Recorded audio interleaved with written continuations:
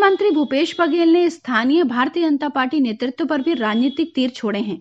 उन्होंने कहा कि हर चुनाव महत्वपूर्ण होता है, लेकिन जिस तरह से नगरीय निकाय चुनाव में खुद भारतीय जनता पार्टी की प्रदेश प्रभारी डी पुरेंदेश्वरी ने कमान संभाली है, उसको स्थानीय नेतृत्व पर विश्वास नहीं है।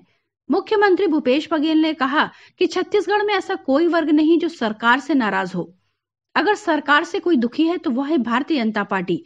ऐसा इसलिए कि कांग्रेस ने उन्हें 14 सीटों पर सिमटने के लिए बाध्य कर दिया। अब उनके पास कोई हथियार नहीं बचा। तब से वे कभी धर्म के नाम पर और कभी संप्रदाय के नाम पर विवाद खड़ा कर रहे हैं। भूपेश बघेल ने कवर्धा और रायपुर के टिकरापारा में धार्मिक झंडों को लेकर उपजे तनाव से जुड़े सवाल पर कहा कि भारतीय जनता पार्टी के पास सरकार के खिलाफ मुद्दे नहीं हैं। अब धर्मांतरण और सांप्रदायिकता ही उनके सबसे बड़े हथियार हैं। उन्होंने कहा कि भारतीय जनता पार्टी समाज में जहर घोलने का काम कर रही है। वहीं कांग्रेस संचार प्रमुख सुनील आनंद शुक्ला ने भारतीय जनता पार्टी के सह प्रभारी नितिन नवीन के बयान पर पलटवार किया।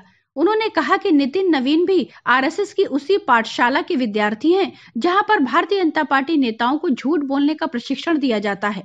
राजनीति को धंधेबाजी और व्यापार समझना भारतीय जनता पार्टी की संस्कृति है। कांग्रेस में राजनीति सेवा का माध्यम है। शुक्ला ने पूछा कि नितिन बताएं कि भारतीय जनता पार्टी ने उन्हें बिहार सरकार में मंत्री इसलिए बनाया कि वहां भ्रष्टाचार करके प्रभारी के रूप में छत्तीसगढ़ आकर खर्च करें। भारतीय जनता पार्टी के सह प्रभारी नितिन नवीन ने राज्य सरकार पर लोगों से पैसा लेकर दूसरे राज्य में चुनाव लड़ने का आरोप लगाया। यहां तक कि कुर्सी बचाने के लिए उत्तर प्रदेश चुनाव में भी सौदा हुआ है। प्रदेश की जनता इसका मुंह तोड़ जवाब देगी। नितिन ने बताया 1-2 दिन में घोषणा पत्र जारी किया जाएगा।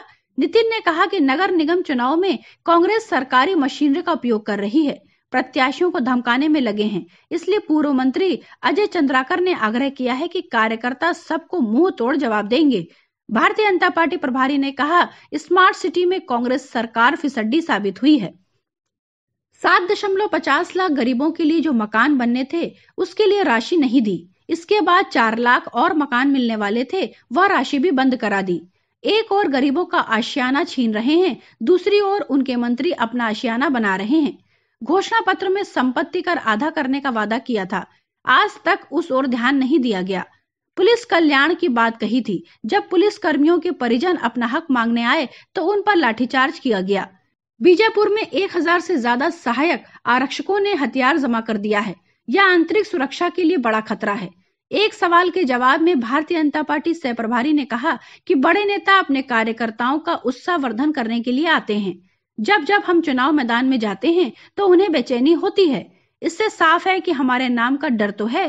कार्यकर्ता उत्साहित हैं, सभी नेता उनके लिए काम कर रहे हैं। Bureau report, public news.